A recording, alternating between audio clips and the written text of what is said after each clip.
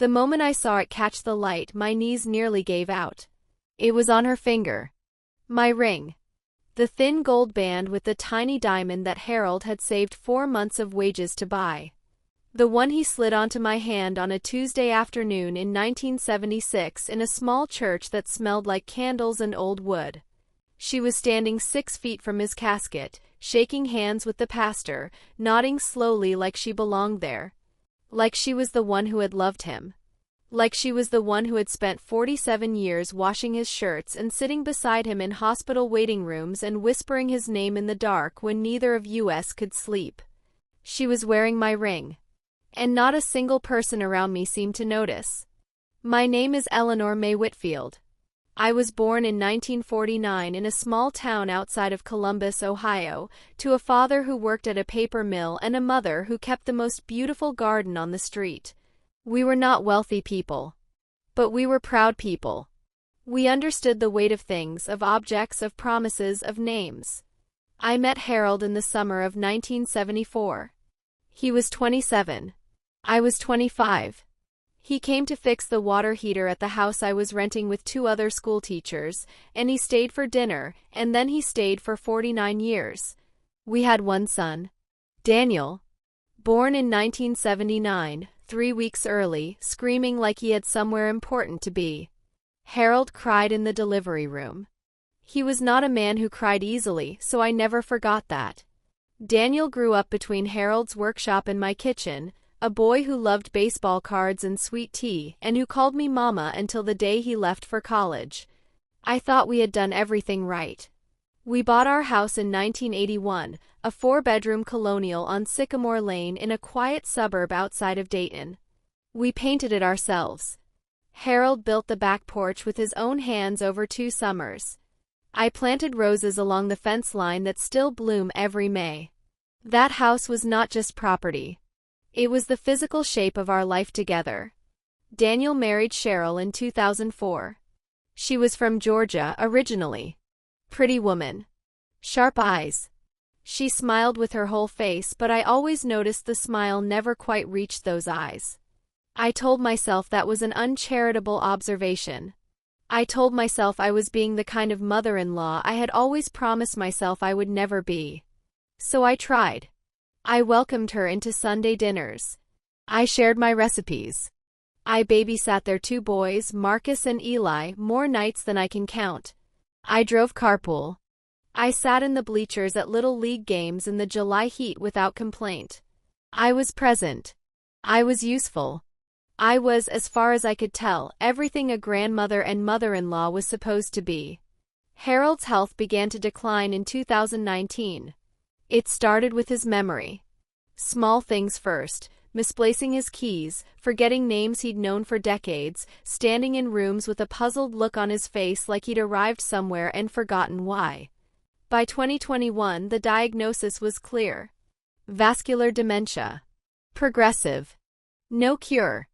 I became his caregiver full-time. I want to be honest about what that means because people say the word caregiver and they picture something gentle and manageable.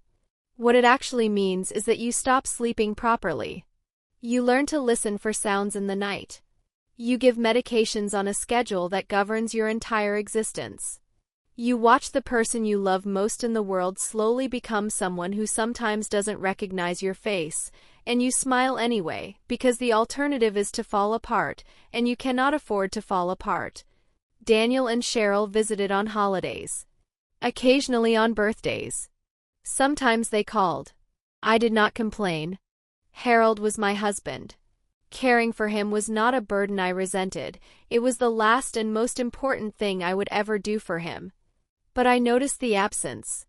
I filed it away quietly, the way women of my generation were taught to file away things that hurt. Harold passed on a Thursday morning in March of 2023.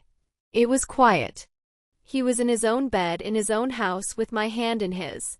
I had put on his favorite record the night before, some old Sinatra, and left the window cracked so he could hear the birds in the morning the way he always liked.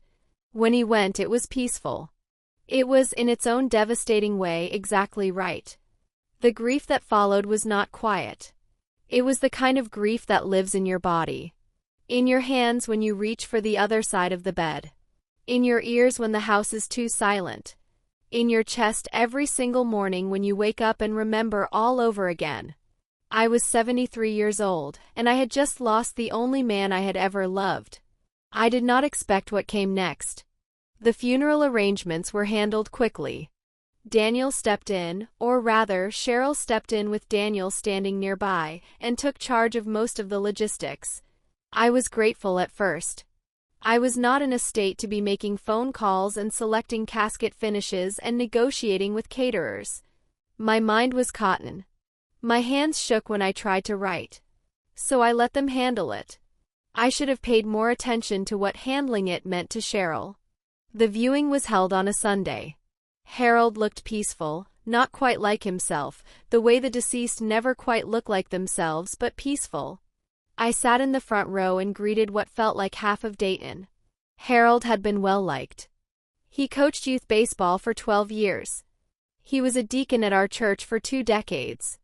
People came because they genuinely loved him, and that gave me something to hold on to. I noticed, during the viewing, that my jewelry box had been moved. I kept it on the dresser in our bedroom. A mahogany box Harold had given me for our 20th anniversary. It had a brass latch and a small mirror inside the lid. When I went upstairs that Sunday evening after the guests had gone, the box was at a slightly different angle than I kept it. I opened it. Everything appeared to be there. I told myself I was imagining things. Grief does that. Makes you suspicious of shadows. The burial was the following Tuesday. It was a gray morning which felt appropriate.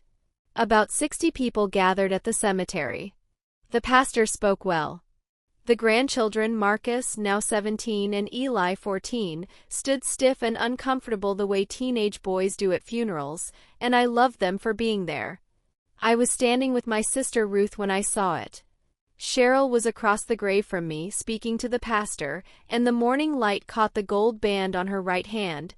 She was gesturing as she spoke, and I felt the world tilt sideways. I knew that ring. I knew the exact weight of it. I knew the tiny inclusion in the diamond at the 10 o'clock position if you held it to the light. I knew the faint engraving on the inside of the band, H+E 1976, that Harold had added for our 10th anniversary as a surprise. That was my wedding ring. My wedding ring was on my daughter-in-law's hand at my husband's burial. I did not say anything. I could not speak. I stood at that graveside and I watched her and I breathed and I did the arithmetic in my head. The jewelry box that had been moved. The ring that was gone from it.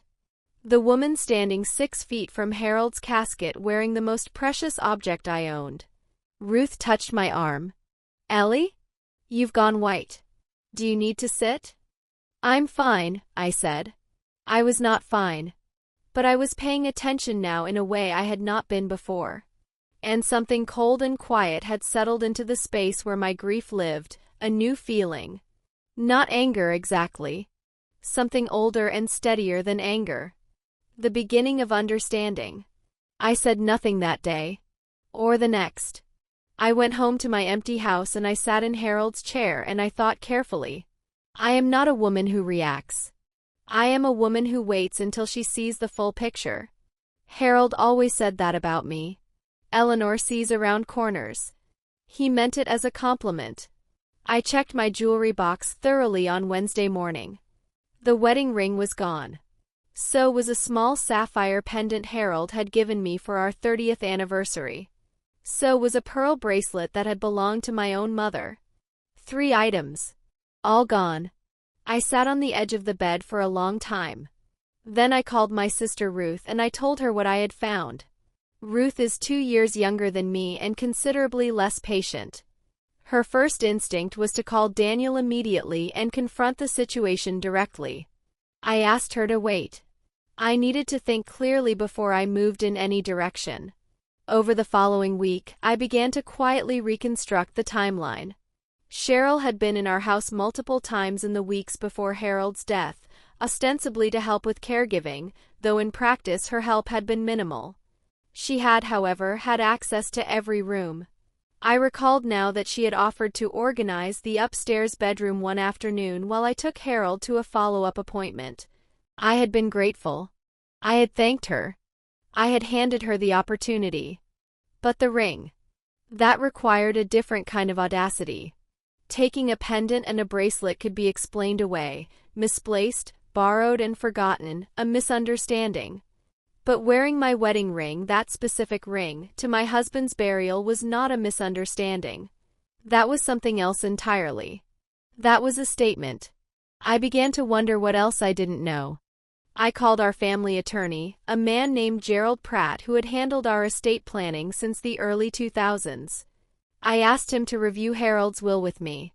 I told him I simply wanted to understand the documents clearly now that Harold was gone.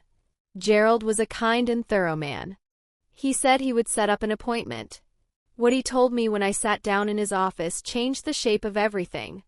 Harold's will, as originally written in 2008 and updated in 2015, left the house on Sycamore Lane to me outright, with secondary provisions for Daniel after my passing. Our savings and investment accounts were split between me and a small education trust Harold had set up for Marcus and Eli. It was a straightforward, carefully considered document. Gerald then told me that in September of 2022, 6 months before Harold died, during the period when his dementia had significantly progressed, an amendment had been filed. The amendment redirected ownership of the Sycamore Lane property. Not to me. Not to Daniel. To Daniel and Cheryl jointly, effective upon Harold's death, with a clause that gave them the right to sell the property within 18 months. I stared at Gerald. Harold had dementia, I said. He had been diagnosed for over a year by September of 2022. Gerald nodded slowly. His expression told me he had been waiting for this conversation. The amendment was signed, he said carefully, but the circumstances of its signing may be worth examining. He slid a folder across the desk. I opened it. There were 2 signatures on the amendment. Harold's, shaky, barely recognizable, nothing like the confident signature I had watched him write for 47 years. And a witness signature. Cheryl Ann Whitfield. She had witnessed her own husband's father sign over the family home. During a period when that man could not consistently remember what year it was. I closed the folder. I placed my hands flat on Gerald's desk. What are my options? I said. Gerald leaned forward. Eleanor, he said quietly, I think you have quite a few. I want to tell you that I moved fast. That I was righteous and decisive and that justice came swiftly. That is not quite how it happened. What happened was that I went home and I sat in the dark for a long time. I thought about Harold, the real Harold, the man before the illness, and I asked myself what he would have wanted. He would not have wanted chaos. He would not have wanted his grandchildren caught in the crossfire of a family war. But he also would not have wanted me pushed out of the home we built together by a document he signed when he could not reliably tell Tuesday from Saturday. I knew what he would have wanted. He would have wanted me to handle it correctly. So I did. Gerald connected me with an elder law attorney named Patricia Nguyen, who specialized in exactly this kind of case, estate documents signed under conditions of diminished capacity. Patricia reviewed everything. Harold's medical records from September 2022 clearly documented significant cognitive impairment. His neurologist had noted in that very month that Harold was no longer capable of making complex financial decisions. That notation, Patricia told me, was significant. We filed a petition to invalidate the amendment. I did not tell Daniel in advance. I did not call Cheryl. I consulted with Ruth and with my oldest friend, a woman named Donna who had been beside me through every important moment of my adult life, and the 3 of us agreed that the time for quiet had passed. The legal process took 4 months. In that time, Daniel called twice. Both calls were tense and brief. He said I was being difficult. He said I was letting grief make me paranoid.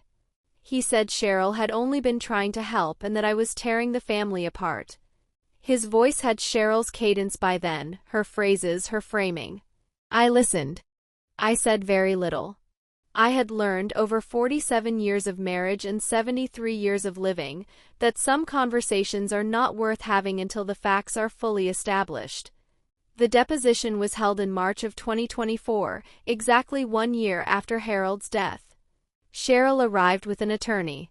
She was composed, well-dressed, prepared.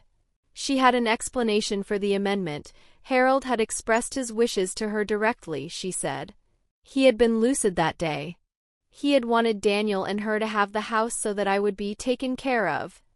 She said this with genuine conviction, which I found, in a detached way, almost impressive.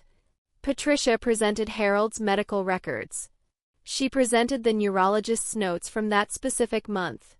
She presented testimony from Harold's primary care physician, who stated clearly that Harold in September of 2022 had lacked the cognitive capacity to execute a binding legal document.